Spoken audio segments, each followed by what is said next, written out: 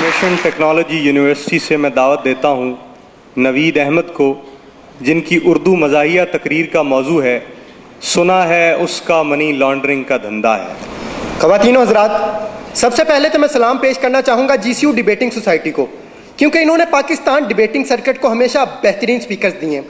ऐसे स्पीकर्स जो अपनी आवाज़ से बुखारी ऑडिटोरियम पर सहर तारी करते रहे। आज भी आपके सामने ऐसे ही दो बेहतरीन स्पीकर्स मौजूद हैं। एक इस दीवार पे लगा हुआ है, दूसरा उस दीवार पे लगा हुआ है।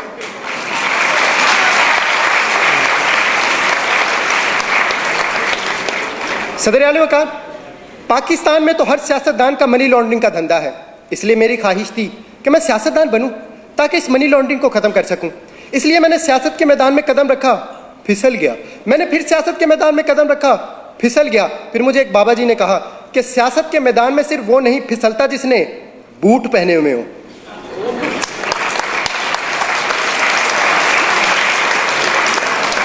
मैंने कहा बाबा जी मेरे पास तो बूट नहीं है, मैं क्या करूं? कहने लगे आपने घबराना नहीं है, तुम बूट पॉलिश कर लिया करो।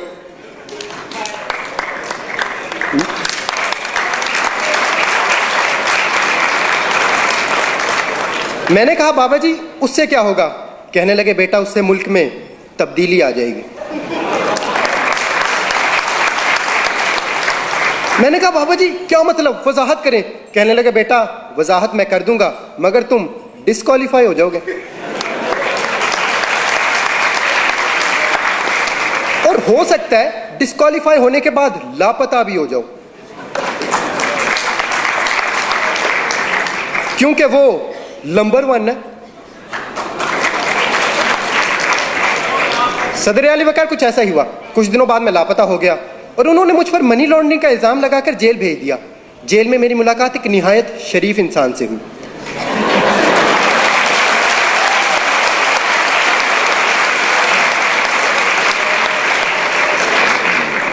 वो बहुत दरवेश इंसान थे। खाना खाते वक्त एक निवाला खाते, एक दीवार को लगाते, फिर एक निवाला खाते, एक दीवार को लगाते। मैंने उनसे पूछा ये आप क्या कर रहे हैं? कहने लगे खाता हूं, लगाता भी तो हूं।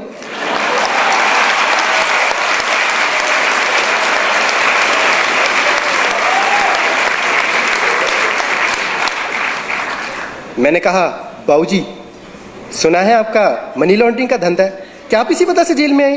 कहने लगे नहीं बेटा, ये कहानी है 1990 की, जब मैं छुट्टियां गुजारने खलाई जहाज में बैठकर खला में चला गया। वहां पर मुझे एक खूबसूरत एलियन लड़की नजर आई। मुझे उससे मोहब्बत हो गई। उसकी खास बात यह थी कि वो हील की बजाय बूट पहना करती और मैं पॉलिश किया करता। उसके पास गैबी ताकतें थी, वो बंदे गायब कर देती थी। वो बंदे ऐसे गायब करती थी जैसे GCU वालों ने कफील राना को गायब किया।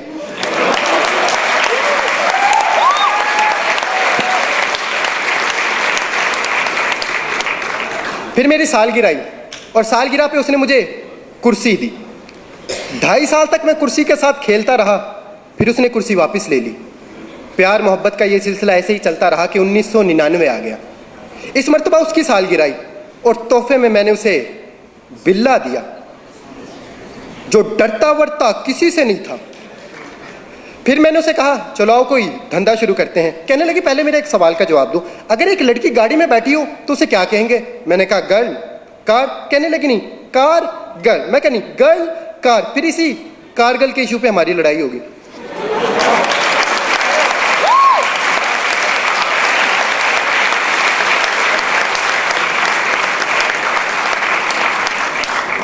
लड़ाई इतनी शदीद हुई कि उसने मुझे घर से बाहर निकाल दिया। उस दिन मैंने ये पहली मर्तबा सोचा था कि मुझे क्यों निकाला।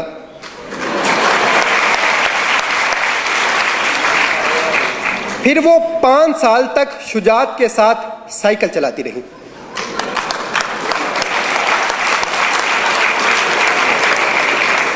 और रहमान का फजल तो उसके साथ था ही।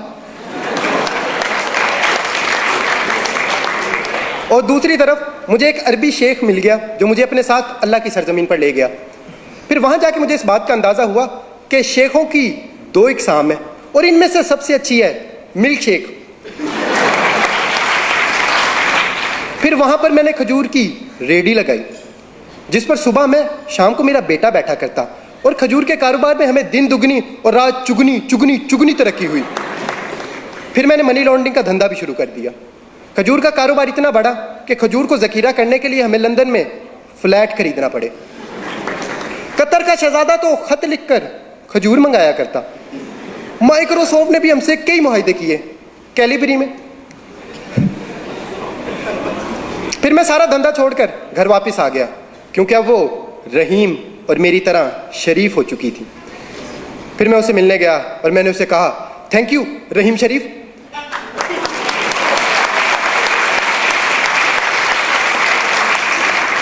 फिर एक दिन हम दोनों वोट डालने पोलिंग स्टेशन गए। वो अपना वोट डाल रही थी कि वोट जमीन पर गिर गया। यह देखकर मुझे बहुत बुरा लगा और मैंने उसे कहा, वोट को इज्जत दो।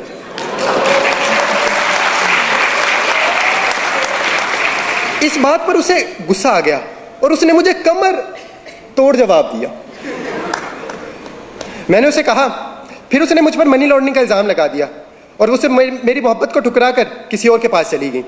मैंने कहा, बाबूजी आप उससे इतनी मोहब्बत करते थे, उसके लिए मनी लॉन्ड्रिंग छोड़ देते।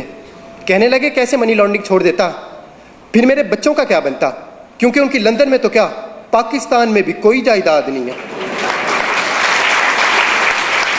और अगर मैं मनी लॉन्ड्रिंग छोड़ देता तो रोटी कहां से खाता? मैंने कहा, देखें रोटी का वादा अल्लाह ने किया है और सालन आप लंगर खाने से ले लेते। फिर कहने लगे, मुझे छोड़ने की एक वजह यह भी थी कि मैं मोटा था और अब वो हैंडसम के पास गई थी। फिर मैं हैंडसम से मिलने बनी गाला मैरिज ब्यूरो गया क्योंकि उनका शादियों का धंधा था।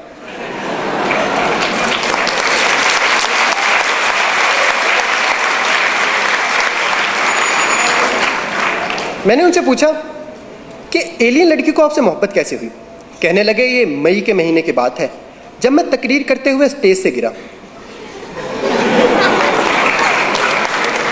जब एलियन लड़की को यह मालूम हुआ कि मैं गिरा हुआ हूं तो फिर उसने मुझे कुर्सी दी, टायरों वाली, जो रिमोट से चलती थी। मगर पता नहीं क्यों रिमोट नहीं दिया।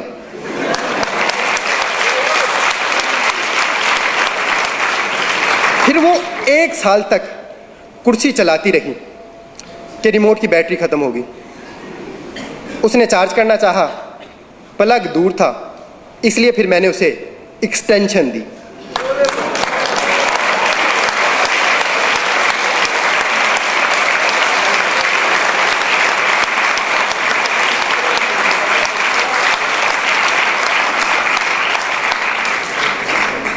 तीन प्लगों वाली।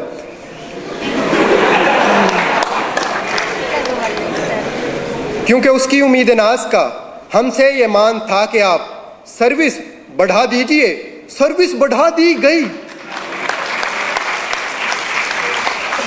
सदर आली वकार, अब तो ये आने वाला वक्त ही बताएगा कि एलियन लड़की रिमोट वाली कुर्सी चलाती है या फिर डीजल वाली।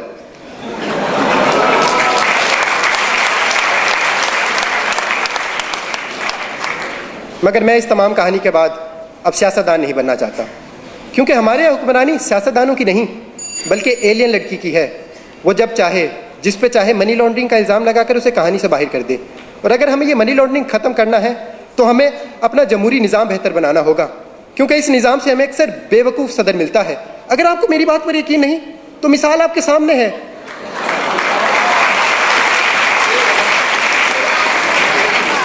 अमरीकी सदर की। शुक्रिया। इस साल बेहतरीन उर्दू मुक़र्रिर का एज़ाज़ हासिल किया IT यूनिवर्सिटी लाहौर से नवीद अहमद ने।